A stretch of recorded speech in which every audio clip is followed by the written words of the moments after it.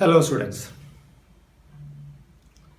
Viscount of Lahore, Henry Hardinge, said that the construction of railways would benefit the empire and will help commerce, government and military movement of the country. Today, let us discuss about infrastructure on the eve of independence. Here, let us discuss about what is the meaning of this term infrastructure. What are the elements of infrastructure? What was the nature of infrastructure during British period? These three things we have to discuss now. Are you ready?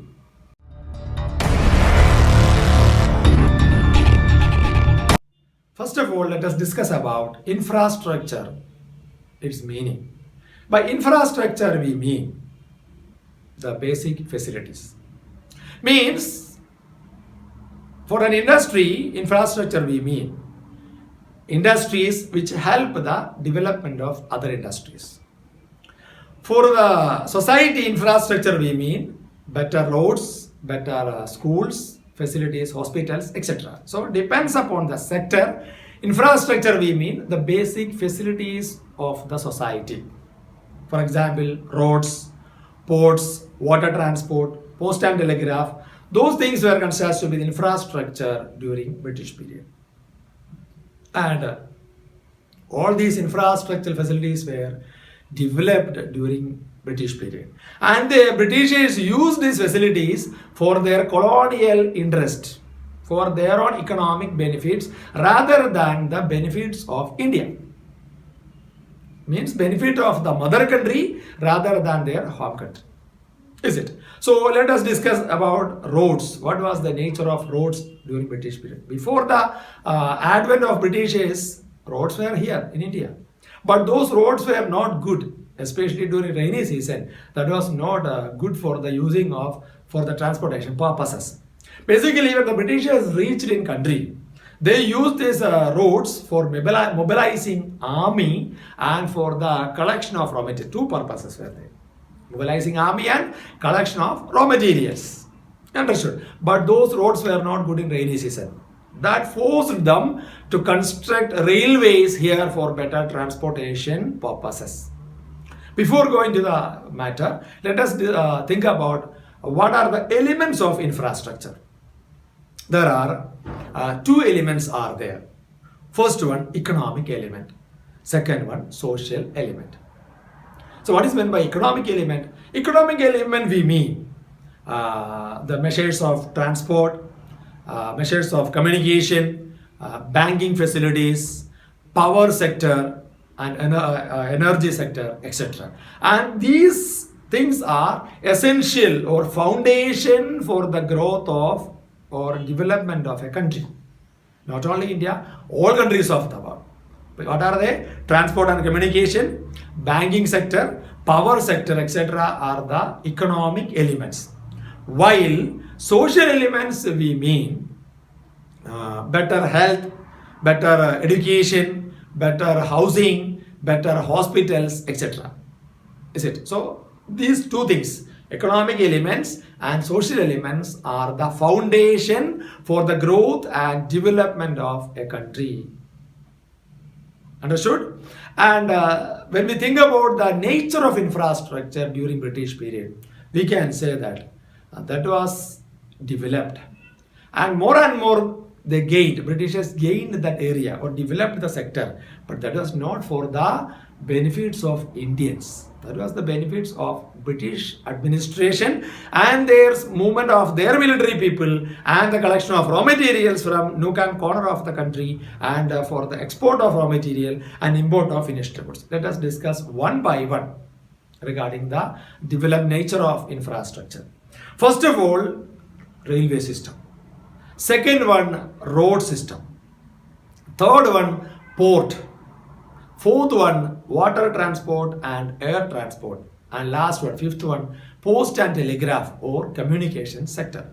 Understood? These are the five major areas we are going to discuss about. Before coming to the major discussion, we can see that in the year 1844, that Viscount of Lahore. Viscount means a clergyman of Britain. That Henry Hardinge, he stated that construction of railways will bring laurels, developments to the country. How? In the form of commerce for the administration and military. Correct. That is why the Britishers constructed railway in the year 1850 in India. And it began operation in the year 1853.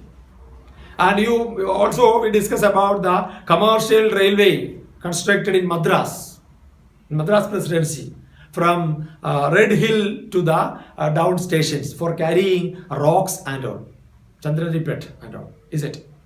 And Bombay Thane railway passenger train also we discussed in our previous class. So means that it contributed positive contribution to the nation for the development of the country.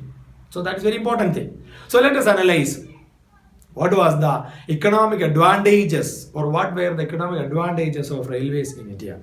First one is that it provided cheap and rapid movement of people from one place to the other. Means the transportation became cheap, and it broke the geographical and cultural barriers and provided unity in the country. There was no need of such boundaries. All the countries, or the Indian Union people, they started traveling from one place to the other. That made unity among the people. There was no such social issues among the people that time. That's unity. That's the first one. Cheap and rapid movement of people from one place to the other. Second one is that it contributed, or it improved, or it increased the commercialization of agriculture. What is commercial? What is meant by commercialization of agriculture? Means instead of cultivating food crops, people started cultivating cash crops. And those cash crops, maybe due to the forceful nature from the British people, or expecting something better in the cultivation and all.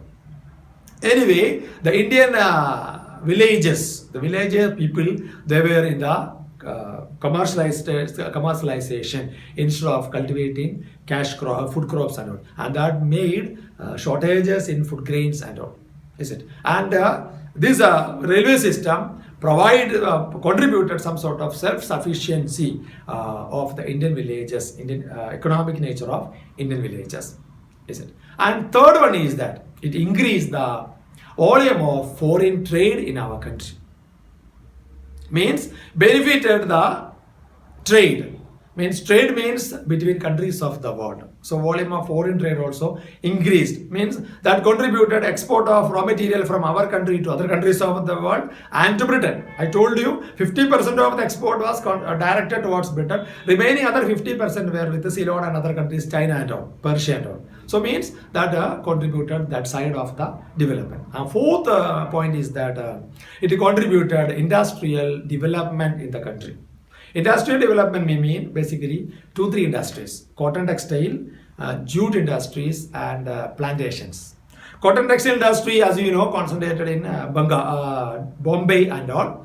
Jute industry concentrated in Calcutta and all. And plantations were concentrated in Assam and Bengal regions, means eastern side of the nation, is it? Such a way, all these industries were connected, and that contributed development.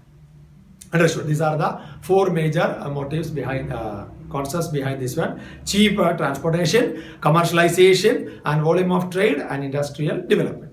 And let us think about what was the motive behind this construction of railways by the Britishers in India.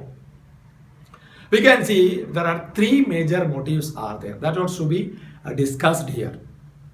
First one is that railways they used for the effective control and administration over a vast territory. How do you know? They linked, the Britishers linked the administrative centers with the railway system. And also they connected the centers with the military establishments. So where is the military establishment? That also connected with the administrative center. So the movement of the military people, that was easy using this railway system. So administrative side they made safe and protected with the help of railways. Second point is that profits earned through foreign trade. Means from each and every corner of the city, nook and corner of the city, they constructed railways. And if it is not possible, constructed with the roads, connected with the roads. And from there, they collected, accumulated the raw materials and connected through the railway system, exported, sent to the ports. From the ports, they sent to the Britain and other countries, other destinations of their trade. Such a way that earn more foreign trade profits. That also ports and their marketing centers. Is it? Marketing centers means centers used for the collection of raw materials as well as for the sale of the finished goods.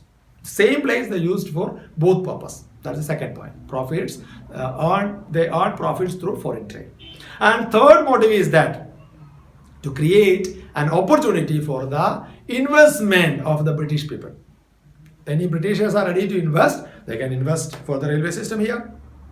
That was also the motive, led to channelize the money from the British rich people towards the railway construction, and they should get some profits. Economic investment, they should get some profit. But at the same time, more profit the Britishers can earn from the business and all. Is it? Such a way, these are the major motives behind the construction of railways in India and for the colonial interest of the British people. An estimate it is said that in the year 1860 to 1940, a period of 80 years, when we analyze that in India, around 838 miles of railways were there in the year 1860. Means in the beginning stages of railway. 1850 started construction, 1853 started operation. 1860 to 1940. Just before the period of the independence, when we are analyzing 838 miles of railways lines were there that time. And in the year 1940, when it is reached, 41,832 miles railways were there. Means around 41,000 miles of railway, 838 became 41,832. Means 41,000 miles of railway, not kilometer, miles of railways increased. With the help of these Britishers, they constructed a big network of railways in India. Wide network, and they used for their own purposes. Clear now? That's the first point. Second point is that the development of roads, road facilities. As I told you, before the advent of the Britishers, road system was here. But that was not better roads. Muddy roads or metal roads. Especially during rainy season or after the rainy season, that was not existed there. That was the nature of roads.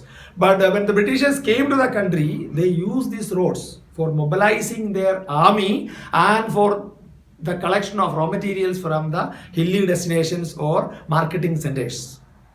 Is it? So they channelize the roads for their own economic interests. From there only they think about the construction of new system, that is the railway system. Correct.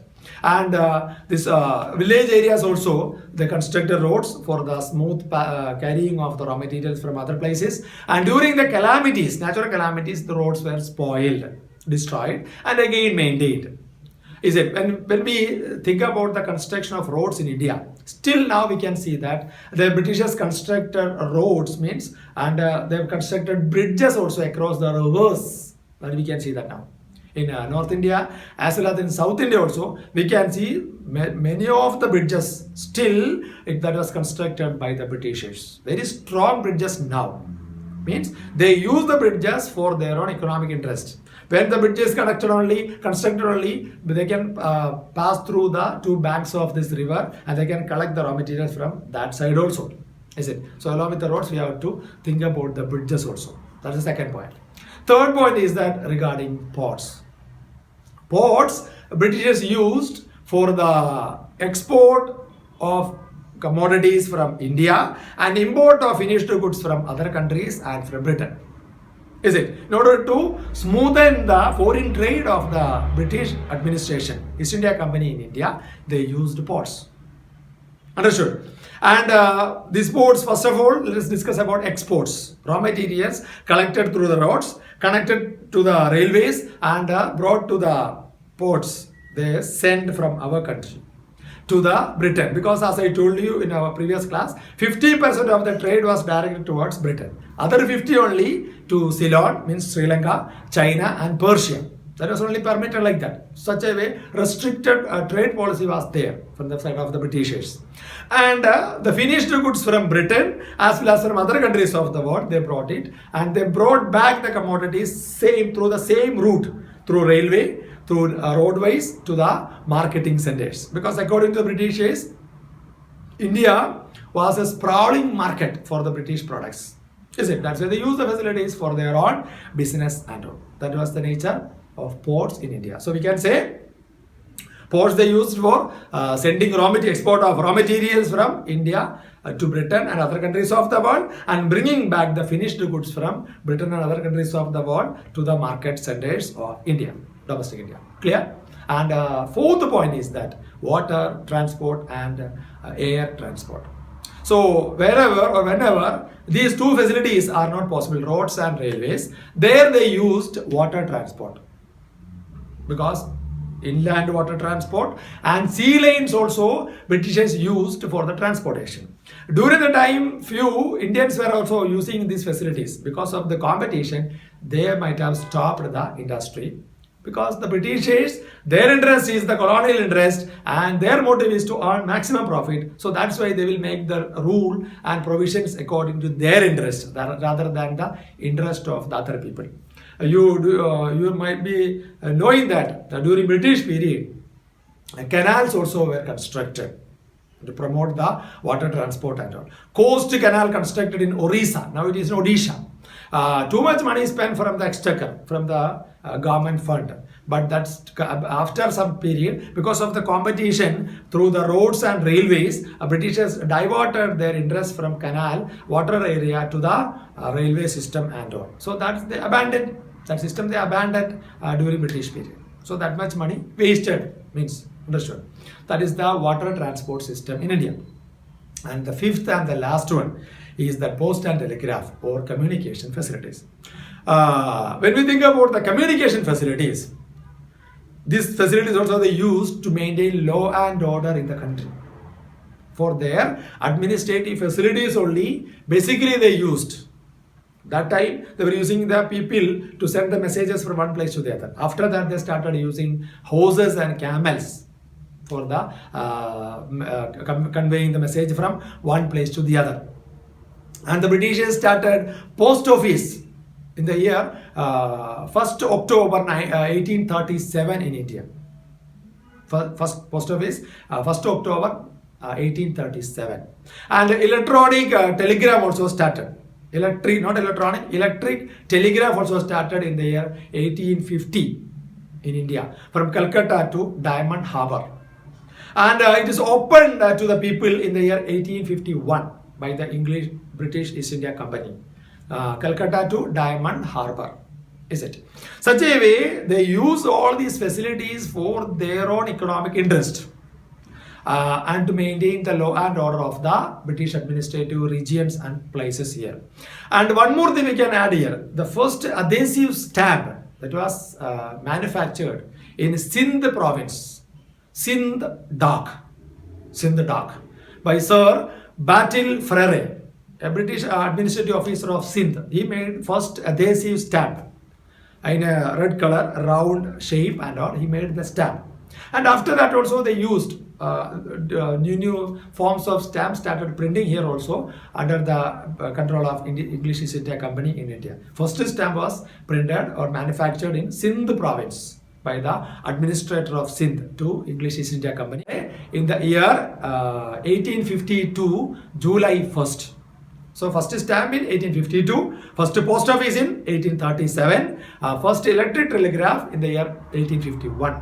These are the major things contributed by the Britishers in India, and they used all these facilities to maintain law and order and their military movements and their economic interests, and finally for the economic development of their own home country rather than our country. Means home country means mother country rather than the home country. Means we are now still that situation. But after the independence, our nation started using all the facilities and started developing all the sector. Now we can see the railways, now electrified railways and now metro railway also. We are in the high level of the development. Roads also, roads are there connecting the states, capitals, nationals and all, national headquarters and all, national highways, state highways, all these roads are there. Tarred road, local area also, metal roads, tar roads, all facilities are there. Ports also widely used. Natural harbor also there, artificial harbor also there, and waterways also we are using large scale. That is very cheap transportation mode for the people. Water transport and all. Air transport also we are using domestically as well as internationally. And post and telegraph facility also way too much advanced in our country, and satellites and also contributing more towards the sector, and channels and all. Now we are not using this post office for common purpose. Instead of that, we are using electronic gadgets for sending messages in the at present 21st century and all. These are the major changes happened there. So let us sum up once again. So major state of infrastructure during British period. First one, railway. That means beginning of railways or railway system in India. Second one, road network, road system. Third one, ports and all. Fourth one, water transport and air transport. And last one, post and telegraph or the communication sector. Hope you understood from the class. And tomorrow I'll come with the last topic, the positive and negative advantages of British administration in India. Thank you.